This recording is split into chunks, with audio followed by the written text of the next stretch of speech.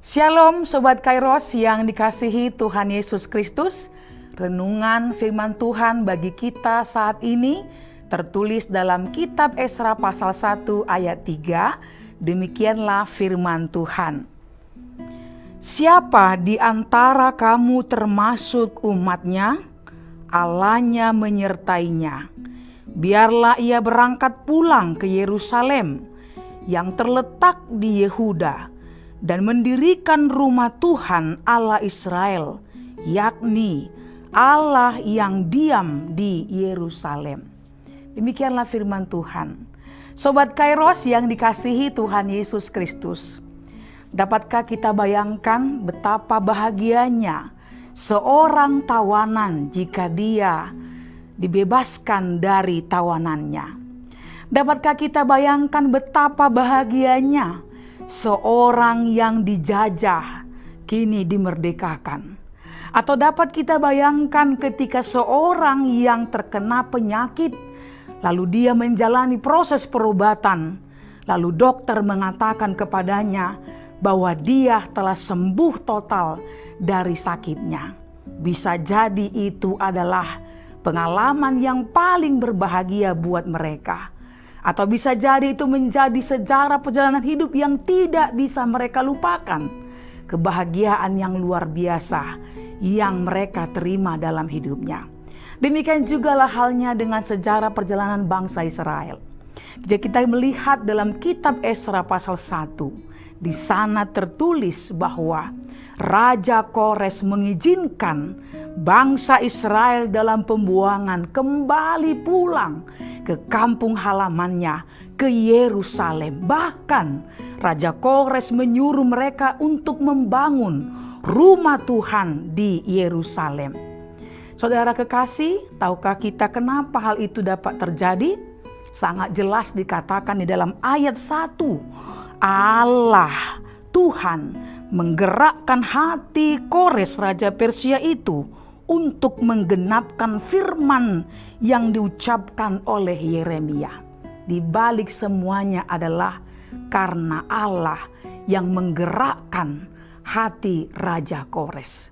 Tentu hal ini sangat aneh, bukan?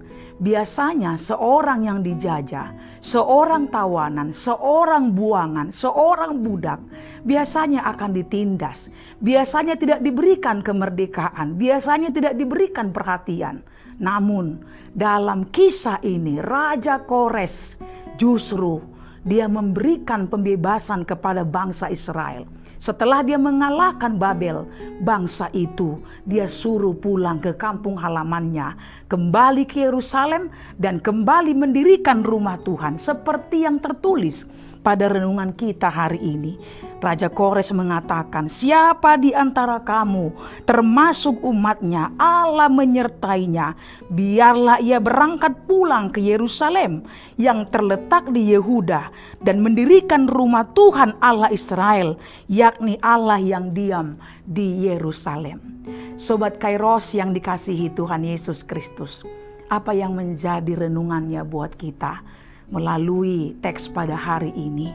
Yang pertama, kita dapat melihat bagaimana pengakuan Raja Kores. Dia mengatakan, siapa yang menjadi umat Allah, Allah menyertainya. Allah sungguh menyertai umatnya. Dalam perjalanan bangsa Israel, sesungguhnya Allah tidak pernah berhenti untuk menyertai umatnya. Demikian jugalah dengan kita. Dalam perjalanan hidup kita ini, sesungguhnya Allah tidak pernah berhenti untuk menyertai hidup kita. Allah tidak pernah berhenti untuk mengasihi kita, menolong kita, menyertai setiap perjalanan hidup kita. Baik suka, baik duka, Allah tetap setia mengasihi umatnya, menopang umatnya, menolong umatnya. Untuk itu, mari kita belajar dari firman Tuhan ini. Besar kasih kita kepada Allah jauh melebihi dari besar kasih Allah kepada kita. Saudaraku, yang terakhir dari renungan ini. Mungkin ada banyak pergumulan yang kita alami, tantangan, kesulitan yang kita alami dalam hidup kita, yang mungkin membuat kita merasa bahwa tidak mungkin lagi kita tertolongkan, tidak mungkin kita terselamatkan, tidak mungkin kita lepas dari pergumulan-pergumulan yang kita alami saat ini. Baik masalah ekonomi, pekerjaan, penyakit, apapun itu. Lihatlah, firman Tuhan pada hari ini justru mengingatkan kita, ketika waktunya tiba, Allah punya banyak cara untuk menolong umatnya, untuk menyelamatkan kita. Sebab Dia Tuhan Allah yang Maha Kasih, yang Maha Kuat. Tidak ada yang mustahil bagi Tuhan. Mustahil bagimu, tapi tidak mustahil bagi Tuhan. Untuk itu saudaraku, tugas kita adalah percayalah kepada Tuhan, serahkan hidupmu pada rancangan Tuhan. Apapun kondisi, keadaan yang kamu alami, biarlah imanmu selalu berseru dan hanya mempercayakan Tuhan di dalam hidupmu. Amin.